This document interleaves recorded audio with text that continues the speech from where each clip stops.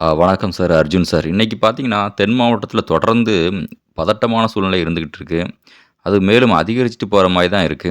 அது குறித்து உங்களோட கருத்துக்கள இங்க பதிவு பண்ணீங்கன்னா கொஞ்சம் நல்லாயிருக்கும். தெரிஞ்சுக்கலாம்னு தான். சொல்லுங்க சார். வணக்கம் சகோதரா. வணக்கம், வணக்கம். சமுதாயம் சார்ந்த உங்க சிந்தனைகளை நான் வரவேற்கிறேன். தென் மாவட்டத்தில தற்சமயம் ஒரு பதட்டமான சூழ்நிலை நிலவிக்கிட்டு தான் இருக்குது. சட்டம், ஒழுங்கு அ ஒரு நிலைப்பாட்டுல இல்ல. இதற்கெல்லாம் என்ன காரணம் அப்படிங்கும்போது, நம்ம கலாய்வுல பார்க்கும்போது, நான் முதல்ல சொல்றது இந்த மது, புகையிலை போன்ற போதை வஸ்துக்கள இளைஞர்கள் சர்வசாதாரணமா யூஸ் பண்ற உபயோகிக்கிறாங்க. ஒரு பிரச்சனைகள் கிராமங்கள்லயோ, ஏதோ ஆ ஒரு சிறு சிறு பிரச்சனைகள் தான் அது ஒரு பெரிய அளவுல ஒரு உயிர் பலி ஆயுதம் ஏந்தி ஒரு ஒரு உயிர பலி எடுக்கிற அளவுக்கு ஒரு வன்மம் சில சமூகங்கள், இளைஞர்கள் மத்தியில இருக்குது. என்ன பிரச்சனை அப்படின்னு நம்ம பார்க்குறோம் அப்படின்னா, ஒரு 2, 3 சமூகம் வாழ்ற இடங்கள்ல, ஒரு சமுதாயம் சார்ந்த பெண் குழந்தை குழந்தைகளோ, இல்ல இந்த சமுதாய இளைஞர்கள மாற்று சமுதாய இளைஞர்கள் ஒரு ஏதோ ஒரு விளையாட்டு நிமித்தமாவோ, இல்ல ஏதோ ஒரு அவதூறு பேச்சு, இப்படி சிறிய அளவுல ஆரம்பிக்கிறது. ஒரு கைகலப்பு ஆயிருது. ஒரு சின்ன ஒரு வார்த்தை இதாயிருது. இது நாளடைவுல அந்த மாற்று சமுதாயத்துல உள்ளவங்கலாம் ஒரு மது குடிச்சிட்டு இந்த பையன் இந்த சமுதாயத்த சேர்ந்தவன் தனியா போகும்போது, இவன இது பண்றது. அப்ப இந்த பையன பண்ணும்போது இவங்க குடும்பம் சார்ந்த நபர்கள் மறுபடியும் வேற என்ன செய்வாங்க? இதுதான் தொடர்ந்து இது பார்த்தீங்கன்னா, ஒரு சமூகம் தான் பண்ணுது. ஒரு சமூகம் மட்டும் தான் பண்றதெல்லாம் சில வேறு ஒரு அமைப்புகள் வச்சுக்கிட்டு ஒரு சமூகத்தையே சொல்றதெல்லாம் ஏற்புடையது இல்ல. அந்தந்த ப கிராமங்கள்ல உள்ள இளைஞர்களோட மோட்டிவ். பெரும்பான்மையா விழிப்புணர்வு இல்ல. அந்த ஒரு எமோஷன்ல பண்ணிடுறாங்க. என்ன பண்ணணும்னே தெரியல. அப்ப இப்படி இருக்கிற பட்சத்துல இத எப்படி தவிர்க்கிறது? அப்படின்னா அதுக்கும் வழிமுறைகள் இருக்கு. ஆ சரி சார். அதே மாதிரி அதற்கான வழிமுறை என்ன? அதையும் அப்படியே சொல்லிட்டீங்கன்னா, பார்க்குற நம்மளோட ஆடியன்ஸுக்கும், பொதுமக்களுக்கும் கொஞ்சம் யூஸ்ஃபுல்லா இருக்கும். அதையும் அதற்கான வழிமுறைகள் என்ன அப்படிங்கிறதையும் சொல்லிருங்க சார். இது போன்ற தவிர்ப்பதற்கு உண்டான வழிகள் தென் மாவட்டத்துல இந்த மாதிரியான சூழல ஆ முற்றிலும் தவிர்க்கப்படணும்.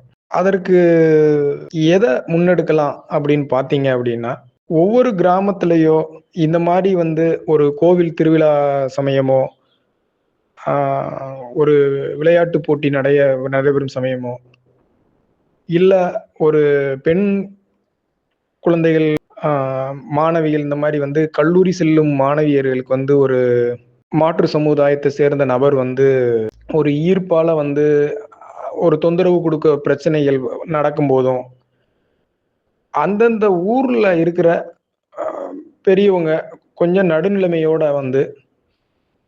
அந்த சம்பந்தப்பட்ட மாற்று சமூகமாகட்டும், அந்த இளைஞர்களாகட்டும், ஆரம்பத்திலேயே அதுக்கு முற்றுப்புள்ளி வைக்கும் விதமாக இரு கிராமங்களை சேர்ந்த மக்கள், பெரியவர்கள் முன்னெடுக்கலாம்.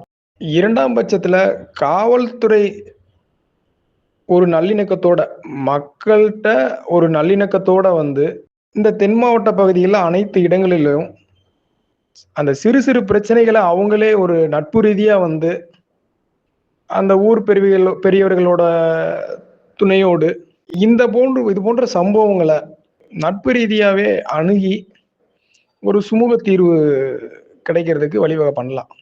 அமைதியா சில இளைஞர்கள்லாம் வேலைய பார்க்குறாங்க.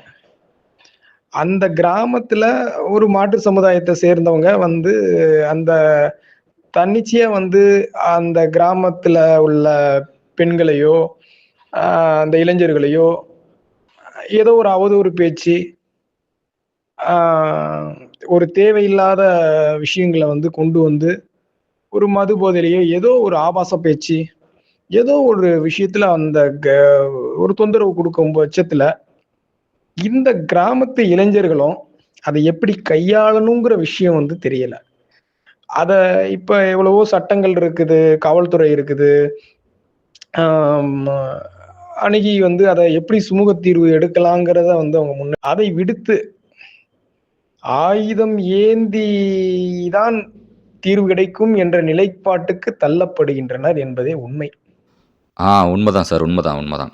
அதே மாதிரி இப்போ உடனடியாக தென் மாவட்டம் இப்படி பதட்டமான சூழ்நிலையில் இருக்கக்கூடிய இந்த காலகட்டத்தில, தமிழக அரசு உடனடியாக ஏதாவது நடவடிக்கை எடுத்தா நல்லாயிருக்கும் அப்படிங்கிறத பத்தி உங்களுடைய கருத்த சொல்லுங்க சார். மேலும் இந்த மதுக்கடைகள் பூரா வந்து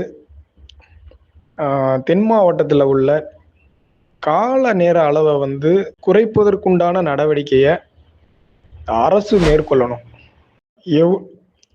ஒரு குறிப்பிட்ட கால நேரம்தான் நிர்ணயிச்சு விற்பனை பண்ணணும் அப்படிங்கிறத இந்த தென் மாவட்டத்துல கொண்டு வரணும். இந்த மது போதை இளைஞர்களுக்கு வந்து வெகு இலகுவாக கிடைக்கிற பட்சத்துல அந்த மதுவை அருந்திட்டு ஒரு பிரச்சனைகளை வழிவகுக்கும் விதமாக வந்து அமைந்து விடுகிறது. ரொம்ப நன்றி அர்ஜுன் சார். ரொம்ப நல்ல கருத்துக்களையும், ரொம்ப ஆழமான கருத்துக்களையும் இன்று எங்க கூட பகிர்ந்து கொண்டமைக்கு மிகவும் நன்றி சார். நன்றி. வணக்கம் சகோதரா. தங்களுடைய சமுதாய சிந்தனையுள்ள உங்களுடைய மன்னன் வாய்ஸ் சேனல் வந்து நல்லபடியா இந்த மக்களுக்கு பயனளிக்கும் அப்படிங்கிறத நம்புறேன் நான். வணக்கம்.